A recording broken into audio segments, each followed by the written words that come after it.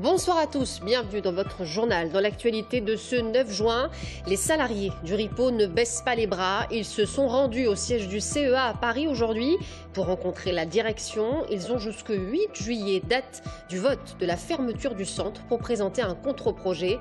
L'intersyndicale a été ensuite reçue par le ministère de la Défense. Nous les avons suivis à Paris tout au long de la journée. Nos châteaux regorgent de trésors de grande valeur et les voleurs le savent bien. En 2014, on a recensé une vingtaine de vols d'œuvres d'art. La gendarmerie a décidé de prendre le problème à bras-le-corps. Également dans votre journal, le droit aux vacances. Le secours populaire tire la sonnette d'alarme.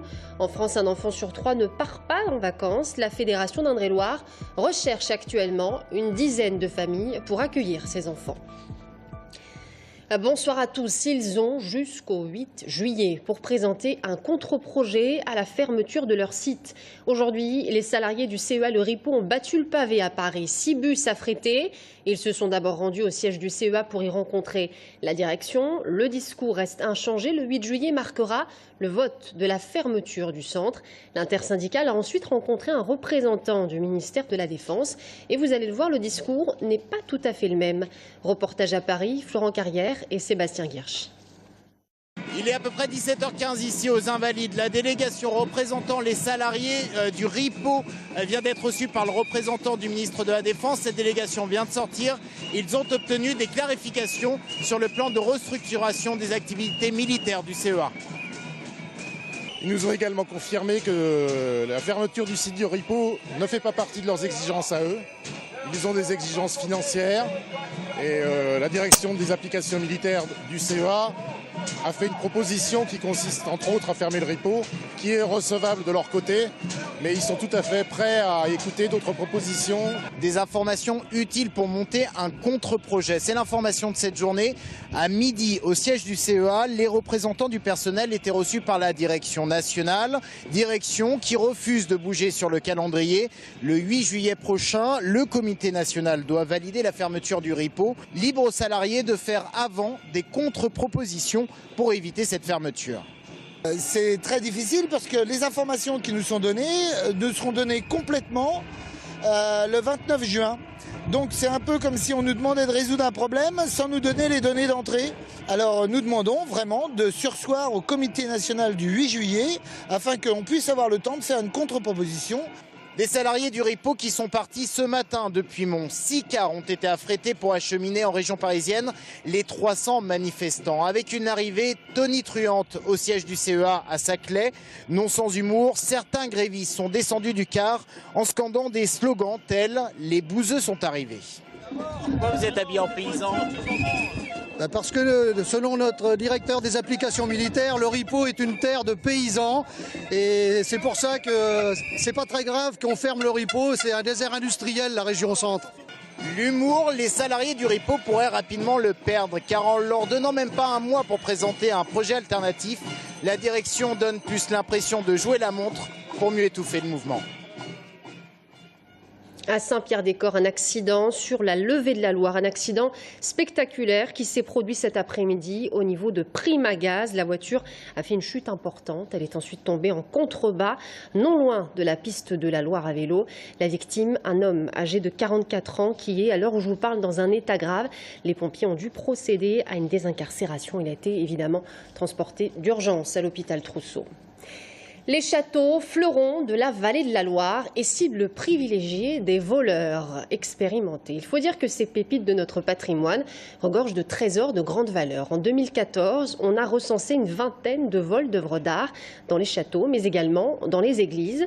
La gendarmerie a décidé de prendre le problème à bras-le-corps et lance une campagne de prévention. Reportage à Giseux, en Indre-et-Loire, Jotis Delzard et Sébastien Guirch. Tableaux, horloges, mobilier de grande valeur, voilà des objets de convoitise pour les voleurs. Le vol, c'est ce qu'a connu la plus grande demeure de la Touraine angevine, il y a un peu plus de 20 ans. De nuit, des malfaiteurs avaient approché le château de Giseux en camionnette, via un chemin forestier. Ils se sont rapprochés le plus possible du bâtiment jusqu'à réussir à arriver au pied du perron, à forcer la porte, l'huisserie, ce qui a entraîné l'alarme. Et heureusement que nous avions cette alarme parce que ça a permis, je dirais, d'alerter tout de suite la présence d'une intrusion. Grâce aux alarmes, les cambrioleurs ont bénéficié de beaucoup moins de temps et n'ont pas pu dérober autant d'objets qu'ils le voulaient. Ce matin-là, le château de Chenonceau accueillait une session de prévention à la malveillance. Gendarmerie départementale et Office central de lutte contre le trafic des biens culturels distillaient leurs conseils aux propriétaires et gérants de châteaux. Parmi ces conseils, le listing des biens est essentiel. Les biens culturels peuvent rester cachés de longues années, voire des décennies avant de réapparaître sur le marché. Donc on a des enquêtes qui peuvent durer très très longtemps. D'où l'extrême nécessité de faire des inventaires très précis, avec de bonnes photographies, de bonnes bases de données, qui nous permettront, nous, de les transmettre en France et à l'international, et espérer les retrouver sur différents marchés ou lors de perquisitions par exemple. Bien protéger le périmètre du bâtiment, ainsi qu'avoir recours à la surveillance humaine et à la vidéo, du bon sens, mais une piqûre de rappel qui ne fait pas de mal, puisqu'en 2014, 19 vols d'œuvres d'art ont été recensés dans les châteaux, musées et églises de la région. Et on vient de l'entendre, des vols, il y en a aussi dans les églises. Le secret était bien gardé durant 3 mois, jusqu'à hier. La cible, cette fois, l'orgue de l'église Saint-Julien à Tours, qui, je vous le rappelle, subit d'importants travaux de rénovation. Audrey Champigny.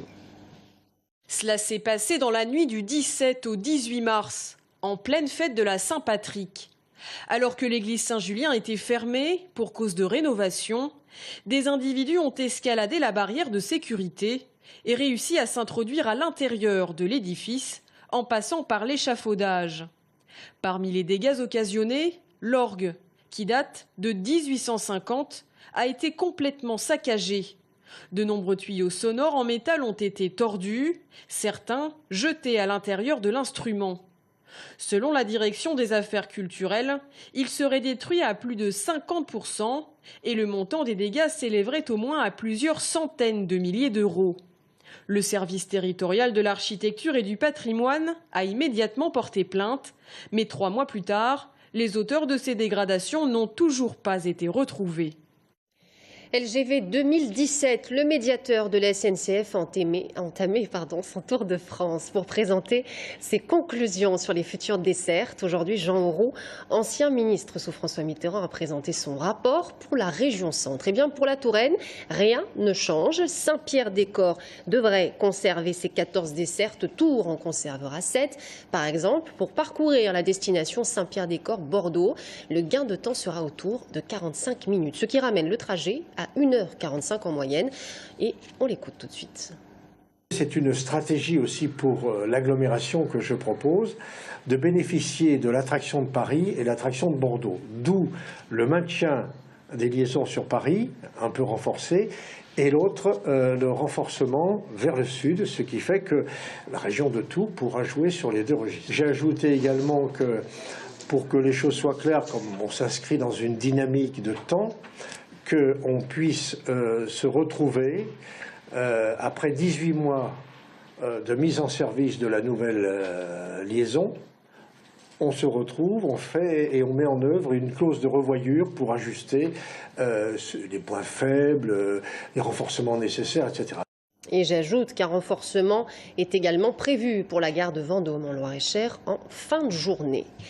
Les petits zones jaunes de Cofiroute s'inquiètent. La direction envisage de diviser par 2 le nombre d'agents qui interviennent régulièrement sur les routes, et ce dans 3 régions, Île-de-France, Centre et Pays de la Loire. Aucun poste ne serait supprimé, mais le syndicat national des autoroutes dénonce un risque majeur pour la sécurité des usagers, mais également des agents de la route. Et partir en vacances est un luxe. À l'heure où la précarité et le chômage gagnent de plus en plus de terrain en France, un enfant sur 3 ne part pas en vacances. Le cri du cœur lancé par le Secours populaire qui recherche en Indre-et-Loire une dizaine de familles vacances. Ces familles qui peuvent accueillir bénévolement des enfants issus de milieux défavorisés. Le reportage est signé Aurélie Renaud. Accueillir un enfant du Secours populaire, c'est un projet au sein duquel chaque membre de la famille est concerné, à commencer par les enfants. Est-ce qu'on a envie d'avoir des petits copains cet été, un petit copain de mon âge ou une petite copine pour une fille de mon âge? Est-ce que ça me ferait plaisir? Bon, après, ne faut pas mettre la barre trop haut et penser qu'on va devoir en faire tous les jours et dépenser trop d'argent, parce que c'est pas là la qualité de ce qu'on pourra apporter aux enfants. Ce qu'ils ont besoin, c'est qu'on passe du temps avec eux. Aujourd'hui, le Secours populaire recherche 10 familles en Indre-et-Loire. La durée minimum de cet accueil, totalement bénévole, est d'environ 2 semaines, avec une préférence pour des familles qui vivent dans une maison avec un jardin. Nous avons des familles qui ont leurs propres enfants, d'âges très différents. On a une dame qui s'est proposée, qui a une petite fille de 3 ans et demi. Pour autant, on va quand même essayer de trouver un enfant du coup plutôt de 6 ans qui va se rapprocher de l'âge de la petite fille. On a des familles qui ont plusieurs enfants et d'autres pas du tout. Dans ces cas-là, dans l'idéal, on demande à ce que la famille accepte d'accueillir 2 enfants. Avant le début de ces vacances partagées, les familles désirant accueillir un enfant recevront 2 visites des bénévoles du Secours populaire.